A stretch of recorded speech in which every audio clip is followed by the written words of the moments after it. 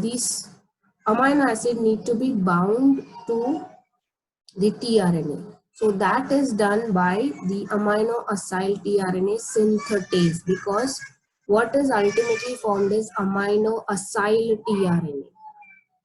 Okay, so we will see that how the reaction happens. So you require 20 amino acid, you require 20 amino acyl tRNA synthetases which are going to bind this or put in the amino acid onto the tRNA. For that reaction we require ATP, and with ATP we also require the cofactor, that is magnesium. For initiation, what you require is mRNA, which contains the information.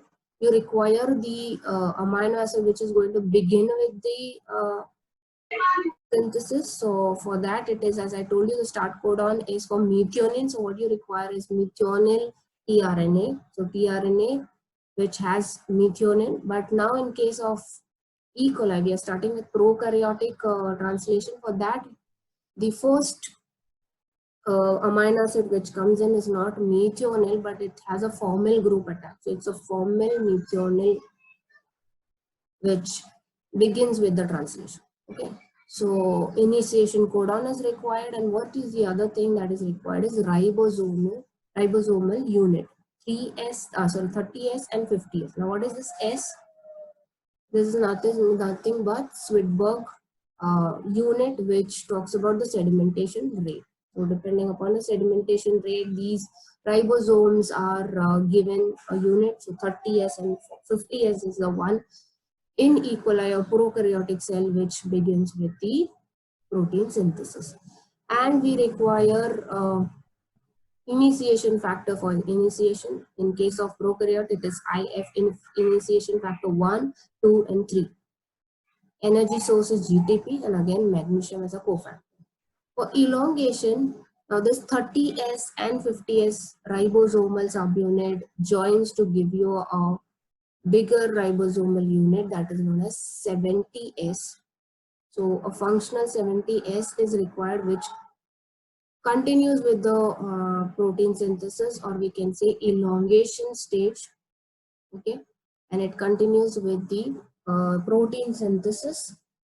So for elongation also we will require amino acyl tRNA specified by certain the codons present on mRNA. Here, what are the other factors which is required is elongation factor. In case of prokaryote, this is known as EFTU, EFTS, and EFG. Again, energy source is GTP here and magnesium. And the last step, that is termination. Termination of the protein synthesis is simple, not complicated as seen in replication or transcription. Here, the moment the stop codon, any one of the stop codon is encountered on the mRNA, the protein synthesis will stop.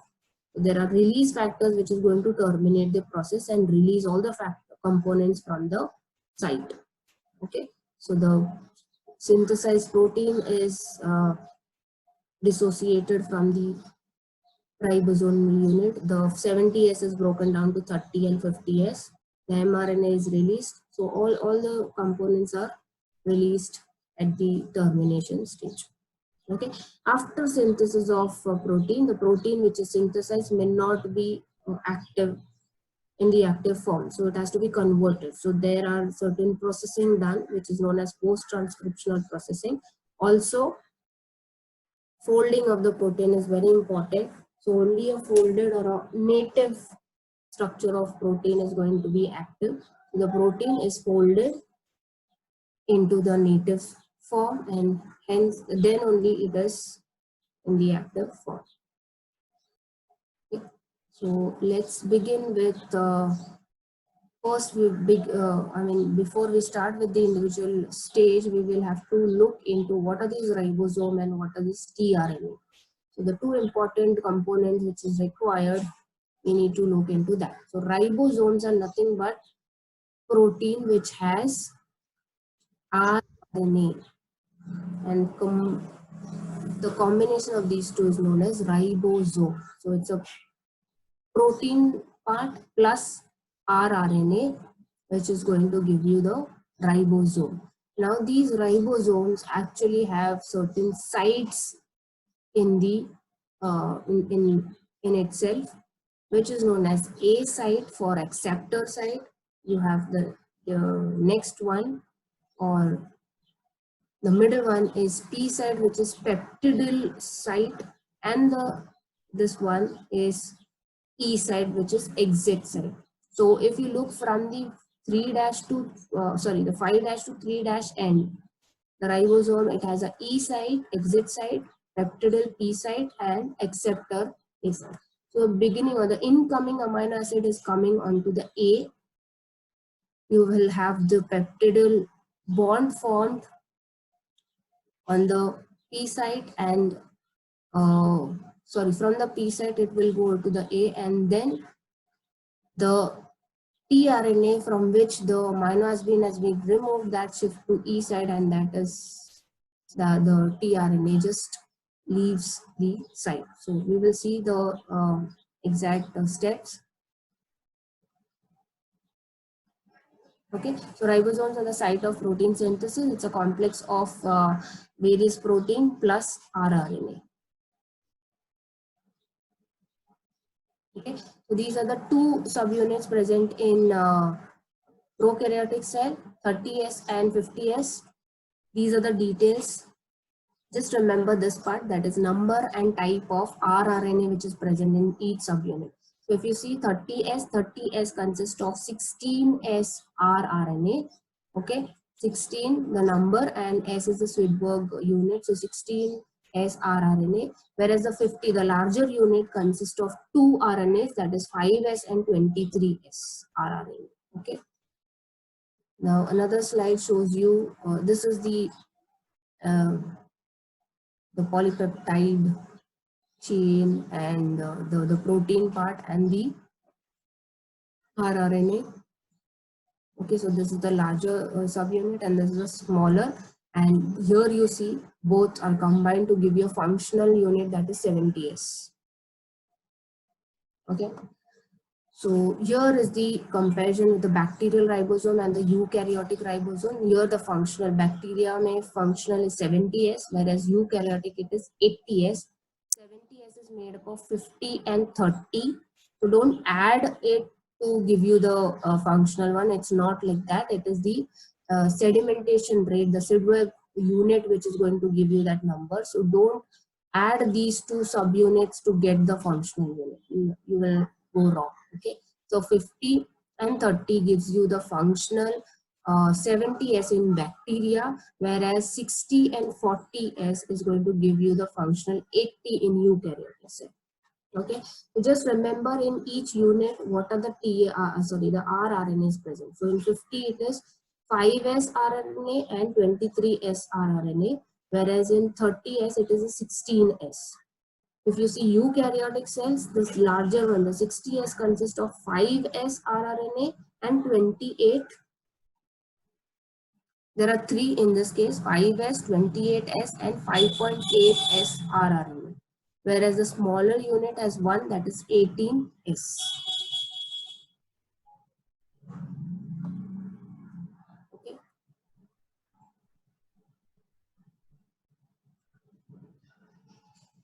As I told you, each of these, the functional ribosome will have 3 sites: A acceptor, P peptidyl, and E exit.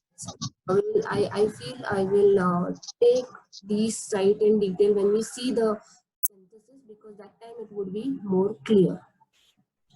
And it is said that eukaryotic ribosome does not have this exit site. It's present in the prokaryotic ribosome only. Now coming to tRNA, transfer RNA. So ribosome alone cannot synthesize. It requires amino acid to be brought into the site, which is done by the transfer RNA. Okay, so at least 32 tRNAs are present, which is going to recognize all the amino acid codon. And we've seen how it does it. It does it with the help of anticodon. So this is the structure for transfer RNA. 3 dash, it begins with the 3 dash to 5 dash. 3' end is the one or is the end where amino acid is bound to it. Okay, so just look at the 3' end. What does it has? It has ACC. So the last base is adenine. Okay, so ACC is the one present or at the 3' end. And then if you see, it's a clover shaped RNA because of the base pairing that is happening.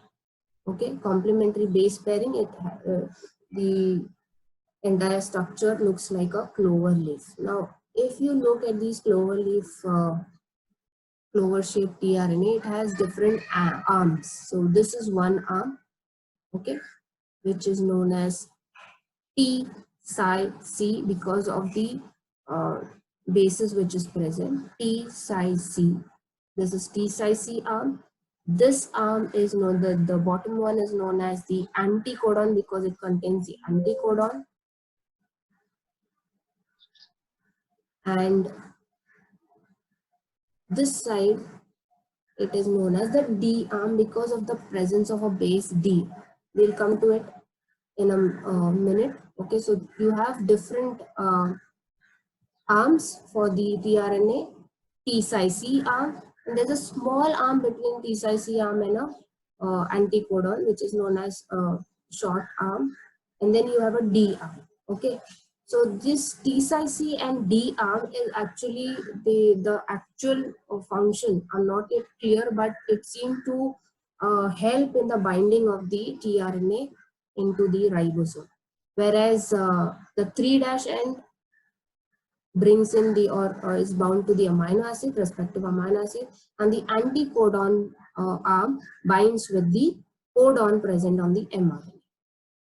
Okay, so this is another diagram. You can read these, which I've explained to you already later on. Okay, now this is another diagram with the name of all the arms. Okay, so now in this slide you will see the RNA is written in 5' to 3' end only.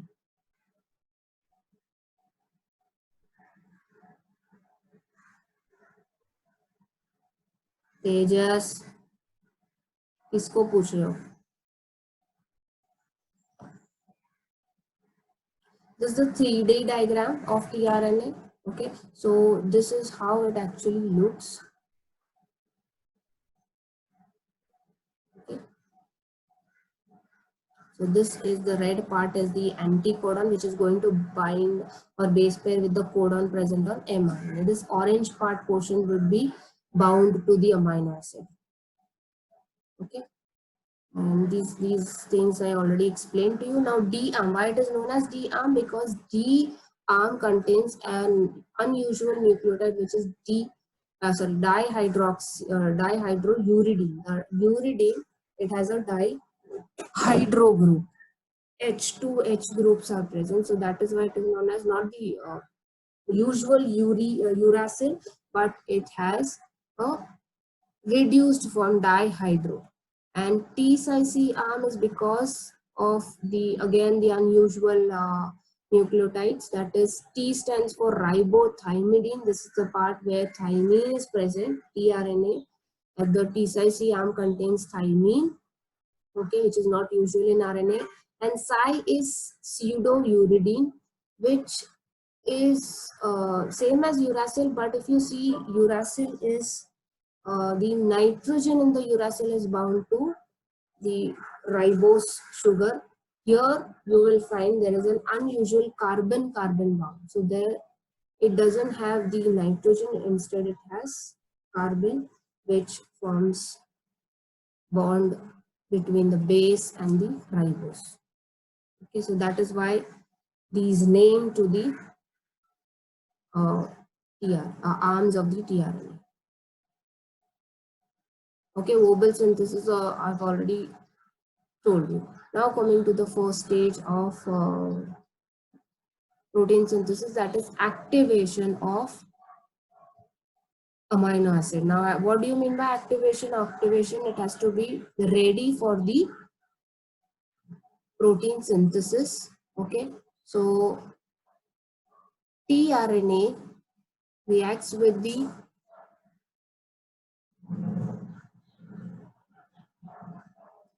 amino acid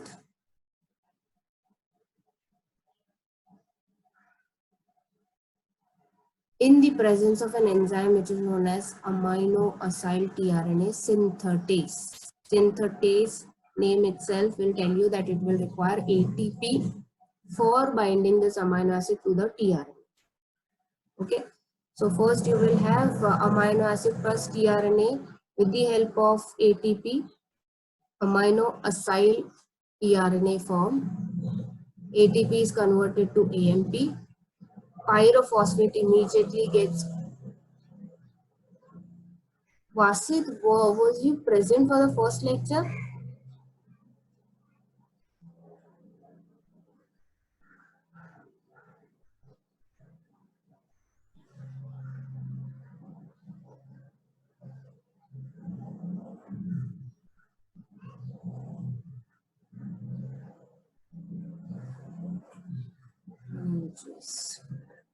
Okay, pyrophosphate then gets broken down to 2pi. So the delta G value of the entire reaction now is minus 29 kilojoule per mole, which makes it spontaneous. Okay. Now the amino acyl tRNA synthetase enzyme. The researchers have found two classes of them. The mechanism almost is the same. Okay, that is the amino acyl or the amino acid is attached to the tRNA. Okay, to the same position. Slight difference is there, but same job, that is the amino acid is attached to tRNA. And these are the classes, class 1 and class 2. Class 1 is responsible for these amino acids, and class 2 is responsible for acylating these particular amino acid to the respective tRNA. Okay, and this is how the synthesis happens. So this is the, if you consider this as the enzyme, it has two sites for binding, the amino acid and the anticodon part.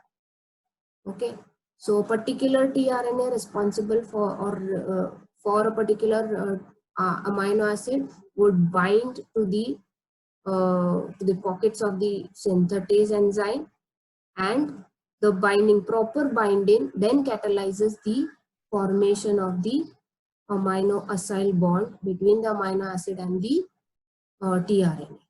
Okay, and we have seen that proofreading happens during replication. The same way proofreading also happens at this site, wherein if there is a wrong amino acid coming and binding,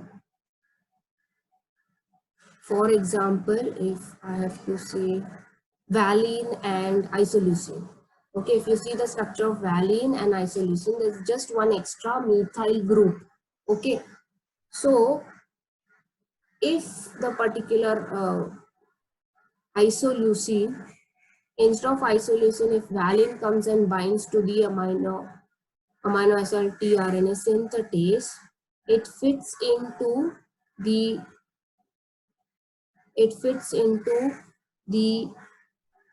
not the catalytic side but the hydrolytic side.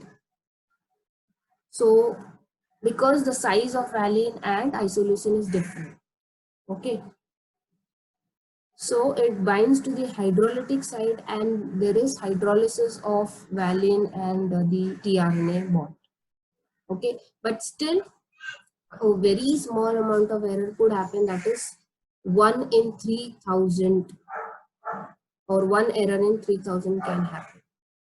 Okay, now let's go back. So there is proofreading happening at this level. Now let's go back and check how this attachment happens. So this is your 3' end of the tRNA. Okay, so 3' end you have an hydroxy group OH here, and this is your amino acid. So your amino acid, the carboxy and the hydroxy, they are going to react. So your lone pair on oxygen is going to attack the carbonyl carbon and form an ester linkage. So this is how you have amino acyl attached to the 3' end of the tRNA. Okay. This is catalyzed by the enzyme amino acyl tRNA synthetase, which requires ATP. I go back. Yeah. ATP going to AMP. So it requires 2-phosphate bond breaking. So we say that 2 ATPs are required for this step because ATP is converted not to ADP but AMP. So we say 2-phosphate bond energy is required for activation. Okay, this will help you to understand the final energetics or how many ATPs are required for protein synthesis. Okay, so this is how proofreading happens. Proofreading first is the initial binding of amino acid to the enzyme and the activation. Second proofreading happens where if the incorrect amino acid is gets added to the active site of the enzyme, the substrate that binds in the second active site gets hydrolyzed. So as I told you, one is catalytic site, one is hydrolytic site. So if you have valine coming and binding to tRNA of isoleucine, it cannot fit into the catalytic site, but it fits into the hydrolytic site and it just gets removed from the synthetase. Okay.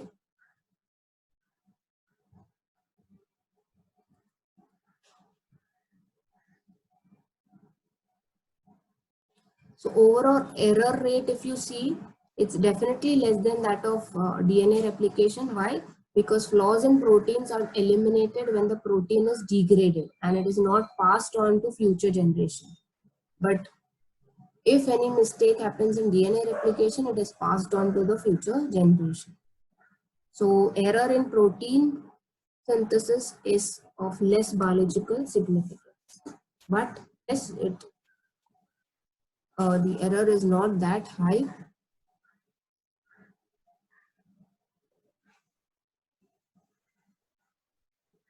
Okay. I just skipped this part. This is just telling you that there are particular sites on the tRNA, these orange parts, which helps positioning the tRNA properly into the ribosome during protein synthesis. Okay, so you can just skip these slides.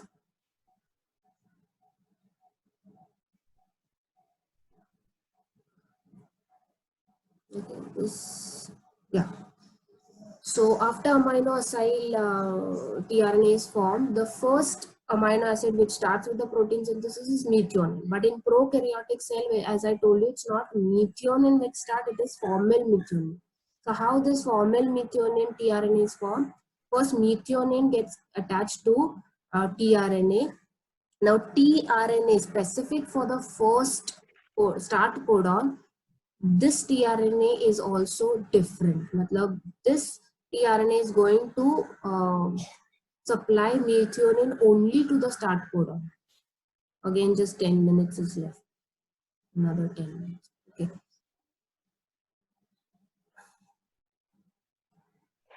So first methionine tRNA is formed, and then after methionine tRNA is formed, formyl tetrahydrofolate is going to transfer the formyl group to methionine.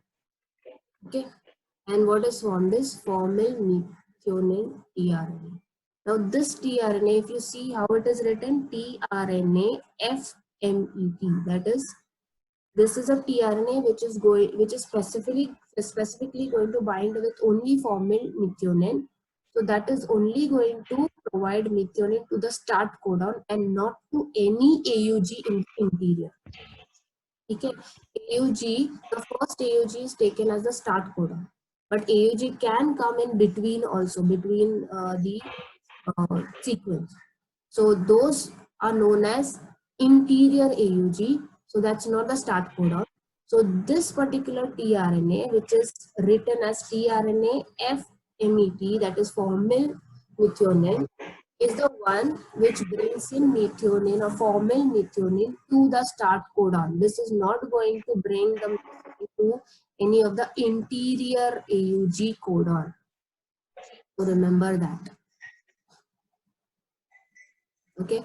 One more thing, I have uploaded some little edited PPT into the classroom. So yesterday night, download that and study for the assignment. There's very minute difference, still changes made. So download that and study for the assignment, which is on Monday 3 o'clock. Now, addition of formal methionine is done by this transformylase enzyme seen when we saw purine nucleotide synthesis. Okay, so formyl group from tetrahydrofolate is transferred to methionine. So this is the structure for N-formyl methionine, which is the first amino acid added in the prokaryotes. And once protein synthesis is done, this formyl group is removed. But formyl methionine is not the one which is added in the eukaryotic cell. In eukaryotic cell, it is just the methionine which is added. But again, the tRNA which brings in the first methionine, that is for the start codon, is different from the tRNA which brings in methionine into the interior AUG. I hope you understand this part.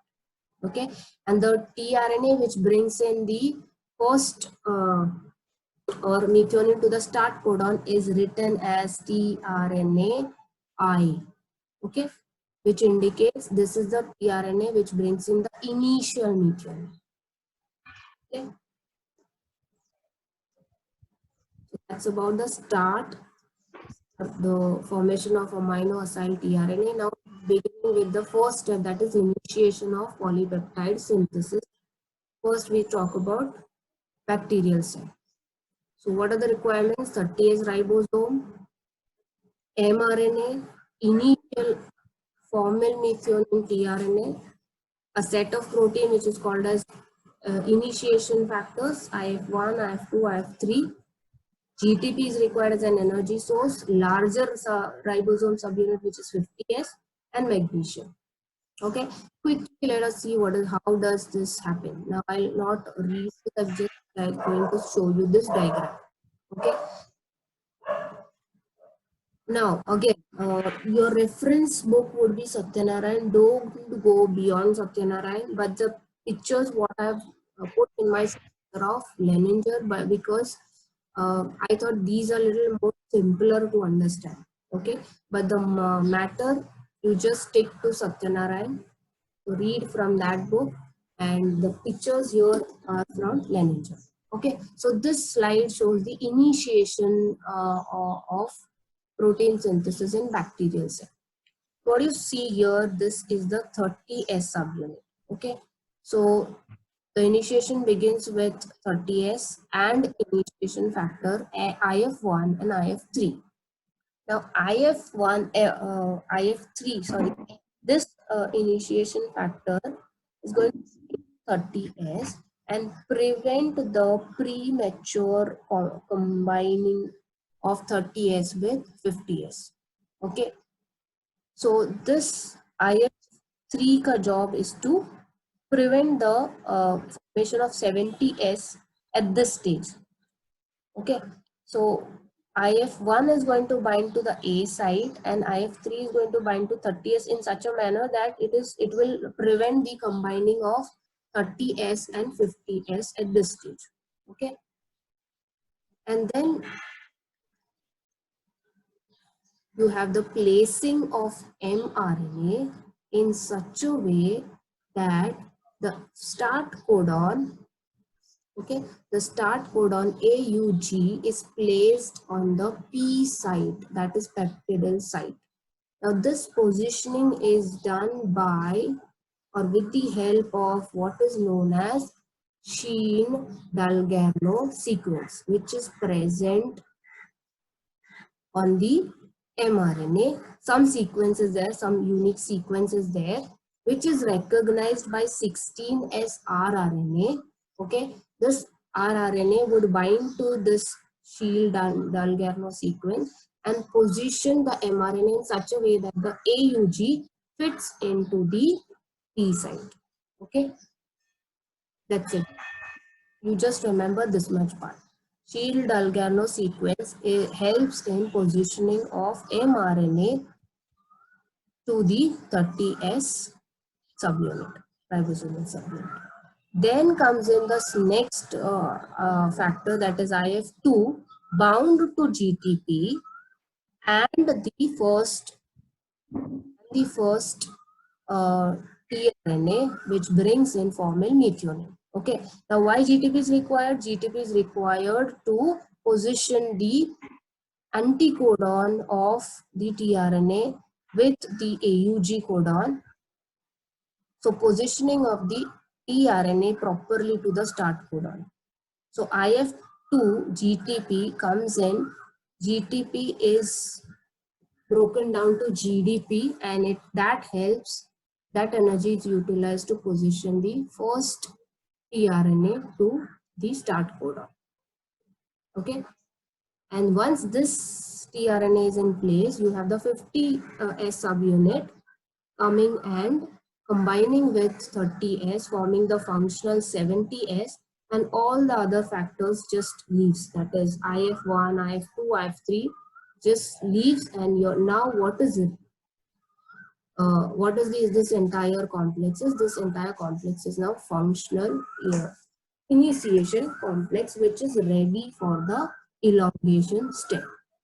Okay, so 30S and the two factors, IF factors, helps the positioning of mRNA. Then you have IF2 with GTP, which is going to help position the tRNA, incoming tRNA. Remember, the first tRNA is bound to the start codon at the P site. Remaining all the incoming tRNA comes and binds to the A site, acceptor site. Okay, only the first tRNA you see that it comes and binds at the P site, start codon. Okay,